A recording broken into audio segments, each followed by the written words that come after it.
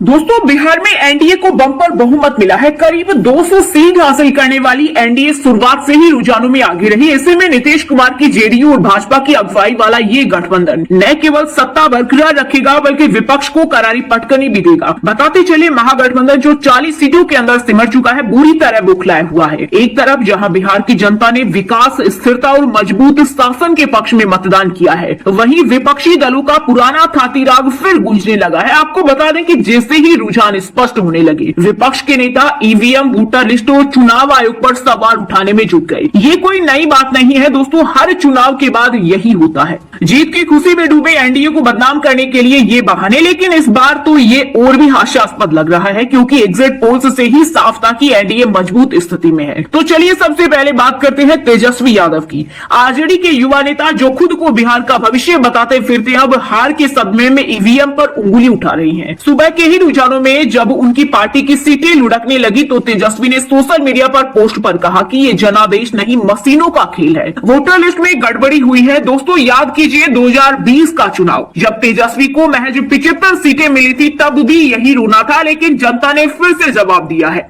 विकास के नाम पर न कि खोखले वादों पर। तेजस्वी की ये टिप्पणी न केवल उनकी हताशा दिखाती है बल्कि बिहार की जनता के फैसले को भी चुनौती देती है।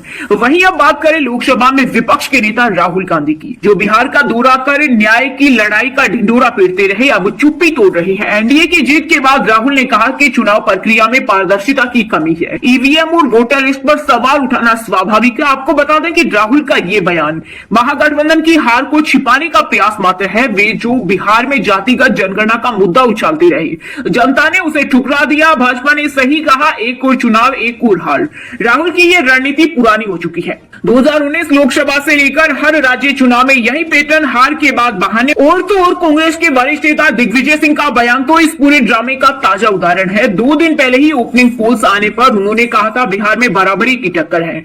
अगर एनडीए 140 सीटें भी लाती है तो निश्चित रूप से वोटर लिस्ट या ईवीएम में हेरफेर हुआ है। एग्जिट पोल्स पर भरोसा न करें। बताते चले, दिग्विजय सिंह ने बिहार का दौरा कर कांग्रेस कार्यकर्ताओं को यही संदेश दिया था, लेकिन आज का परिणाम एनडीए 190 के पार। ये बयान उनकी दूरदृष्टि की कमी को उजागर करता है। आपको बता दें, दिग्विजय सिंह का ये रुख न केवल विपक्ष की एकजुटता को कमजोर करता है बल्कि जनता के वोट को भी अपमानित करता है। दोस्तों, अगर 140 पर ही संदेह है तो 190 पर तो जैसे आकाश टूट गया हो। विपक्ष का ये रोना ईवीएम का, वोटर लिस्ट का, चुनाव आयोग का अब थकाऊ हो गया है। सुप्रीम कोर्ट ने कई बार ईवीएम की पारदर्शिता पर मुहर लगाई, फिर भी ये नेता जनता को भ्रमित करने से बाज नहीं आते। बिहार की जनता ने साफ संदेश दिया है, हमें चाहिए स्थिर सरकार, न कि अस्थिर गठबंधन। नीतीश कुमार की जेडीयू ने मुस्लिम बहुल सीटों पर भी शानदार प्रदर्शन किया, जबकि महागठबंधन की उम्मीदें चूर-चूर हो गई। पशुपति पारस की एलजेपी ने भी चमक दिखाई, जो एनडीए की ताकत को दोगुना कर देती है। दोस्तों, ये जीत केवल आंकड़ों की नहीं बल्कि बिहार के उज्जवल भविष्य की है। एनडीए अब विकास के नए अध्याय लिखेगी, बेहतर सड़कें, शिक्षा, रोजगार। विपक्ष को चाहिए कि बहानों के बजाय आप मंथन करें।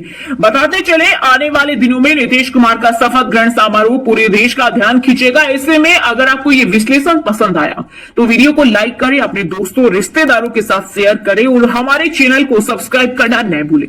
बेल आइकन दबाकर नोटिफिकेशंस ऑन रखें ताकि हर अपडेट आपके पास पहुंचे। धन्यवाद। जय हिंद।